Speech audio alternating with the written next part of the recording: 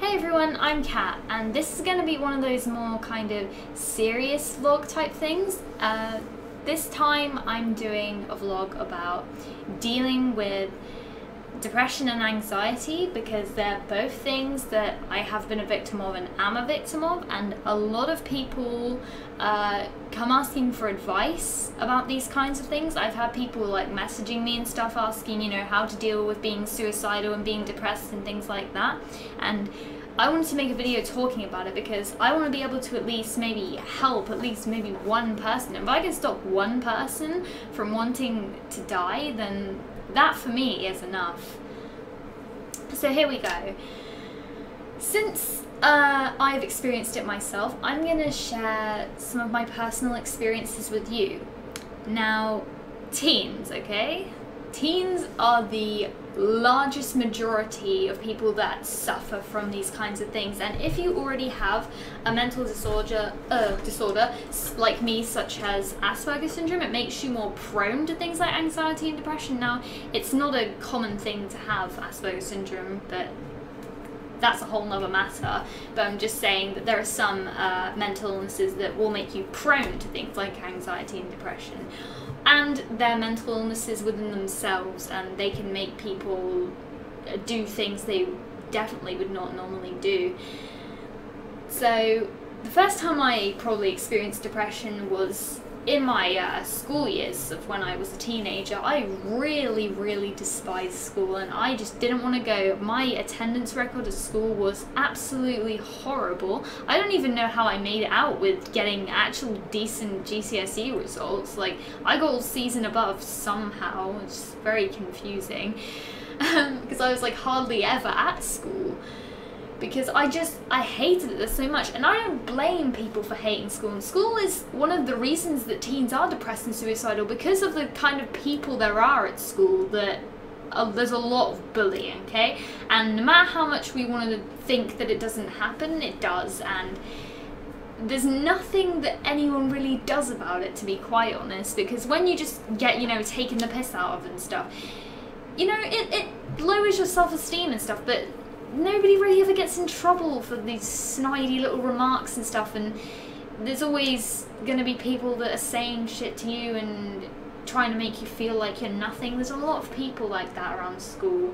Everyone's just trying to fit in and be cool and have friends, and you know, it's a truly horrible place. You know, I myself hated doing work and things like that, and I was just really, you know, I went through depression at that time. And I remember one time I said that to my dad, I had to be homeschooled. I wanted to be homeschooled, and I said, if I'm not homeschooled, I'm going to kill myself, which was obviously a lie. I wasn't going to kill myself. I just really wanted to be homeschooled. Like, I hated school that much that I just wanted to be homeschooled.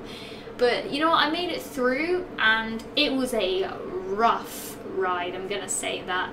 And what got me through that is, I don't know what got me through that, to be quite honest. I somehow powered through it, and I made it through school. But it didn't end there anyway, because when I got to college, that's when it got absolute horror, really bad. I was very depressed when I was at college, which is the reason I actually dropped out of college, because it was making me so depressed. It was ruining my life. I don't know why it made me so depressed. I just couldn't keep up with anything. I had no motivation. I guess that's just me as a person. And I actually developed anxiety while I was at college as well. I started having anxiety attacks. I went to the doctor about, you know, the depression and anxiety shit, and he said that I had anxiety, and I'm just like, okay. And then I was taking antidepressants for a while, because I thought maybe that would help, but it didn't. Don't take antidepressants at any cost. Just don't take them. They are the most useless thing ever. I don't recommend it, and plus you don't want to be reliant on medication. You might think that it's the only way you're gonna get out of depression, but the only really way out of depression is you have to just let it pass and do everything in your power to remove the thing in your life that is causing it. You have to find what is making you so upset and making you so down, and you have to get it out of your life. And that's what I had to do with college. It just had to be done. I had to do it for my own mental health.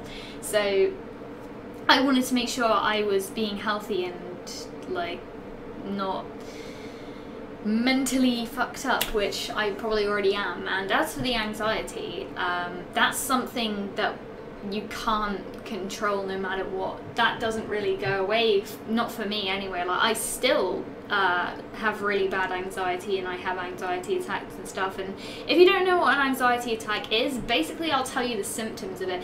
If you feel like, you know, you get really nauseous, like for me, when I can feel one coming on my stomach, I start feeling really nauseous, it really hurts, and then suddenly it comes, and then my heart starts beating really fast, and my throat feels like it's closing up. I find it really hard to breathe. Sometimes I'm like wheezing and stuff like that, but most times it'll just feel like I might die, because I feel like my throat is actually going to close up, or I'm not gonna be able to breathe. And then you start panicking, because you're like, oh my god, I'm finding it really hard to breathe. What if I die right now? You know, you just feel like you might be dying. I guess panic attacks and anxiety attacks are quite similar, but I know that I experience anxiety attacks, because a panic attack is quite different, a little bit different. But yeah, you get the idea. So if you ever experience anything like that, it's usually when you feel like sad about something, you're really stressed out, and then it might bring on an attack if you're really anxious about something. That's the way it is for me, and it's horrible. It really is. And my advice to dealing with that is, honestly, you have to just let it pass. That's the thing. Like, you're gonna feel like you might die or something, but you have to, you know, it's really good to have somebody there to just assure you that everything's gonna be okay, and you're not gonna die, and you're gonna be fine, and you just, you know, gain your composure back. I always have. Usually Aaron helps me when I go through that. He supports me, he tells me that I'm going to be fine and everything, and he tries his best to reassure me, and it does help. If you're on your own, then honestly, all you can really do is you have to wait it out. You just have to let it happen, and then just be like, okay, once it's over, it's like you can just relax and just calm down, and then do something that you enjoy, do something that you like, and just try to keep your mood up. Because there's nothing you can actually do once it happens. Honestly, you just have to get through it. That's the same as depression. You cannot just get rid of depression, okay? Depression is something you experience through a period of time, and then you'll find that when it's over, it will just go away, and you'll be okay again for a while, and then it might come back again, then go away again. That's how it is for me anyway, because I've been fine for ages, but I was going through like months of being really depressed, and then being fine again, and being depressed again.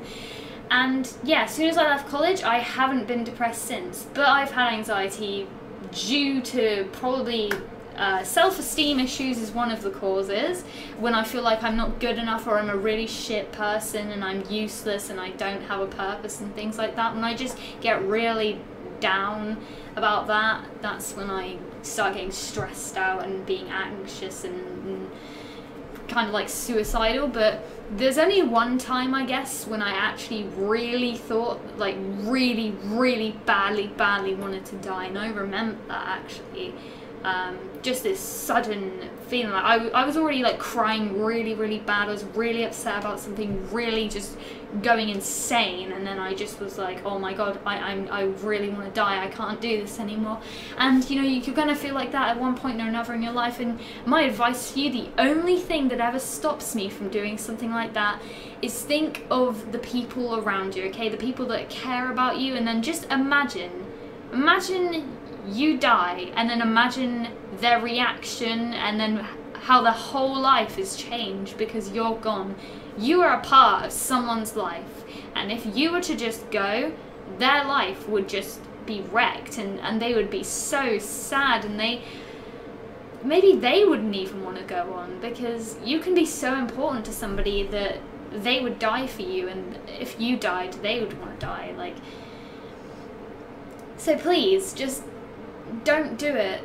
If you ever get suicidal thoughts, that's fine, like just keep them as thoughts. That's all I say. Like, don't ever act upon things like that. And the next thing I'm going to talk about is self-harming.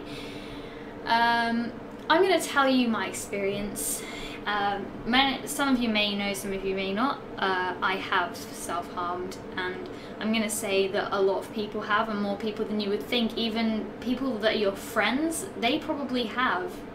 And it's not a good thing to do at all, and it provides some sort of relief, because when you're putting yourself in physical pain, it distracts you from all the emotional pain that you're feeling. So whenever I did it, whenever I get extremely out of control of just everything, you feel like it's the only thing you can do, and that's what I did. And I told myself I'd never do it, and you can tell yourself you'd never do it, but you know, I did, and that was a while ago. And just don't do it. It will destroy everything. Honestly, the people around you, if they know that you've done it, they will just die inside. Honestly, it is so heartbreaking to know that somebody is causing that damage to themselves, and that's what stops me from doing it anymore now, because I know that it's going to hurt everyone else around me to know that I'm doing that to myself, and I can't do that. I can't let somebody else be so horribly affected by something I've done like that. By me causing pain to myself, it's causing pain to them, and so I won't do it. That's what stops me from doing it. Whenever I get out of control, you need to have someone there to talk to. You need, maybe not in person, you can even do it online on the internet, you know, you just need someone to just help you and reassure you. Even if you don't even feel like talking to someone,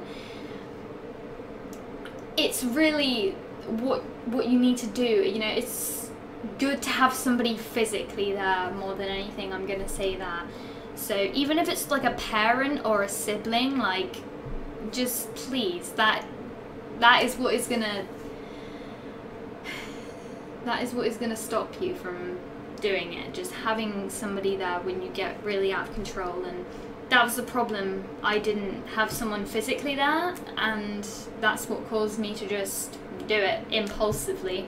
But I'm gonna tell you, if you've ever done it, and if you do it, then I'm not gonna judge you, because, you know, I'm myself. I have some scars because of it, and I'm not ashamed of it, because I know that, you know, it was the only thing that could, at that moment that it happened, it's just, there was nothing I could have done to stop myself. But now that I know how much it hurts people, I don't do it. So please, just try not to do that. And if you have something traumatic that's happened in your life which is causing the depression and anxiety, then do just talk about it. You don't block things out of your mind. That is probably one of the worst things you can do.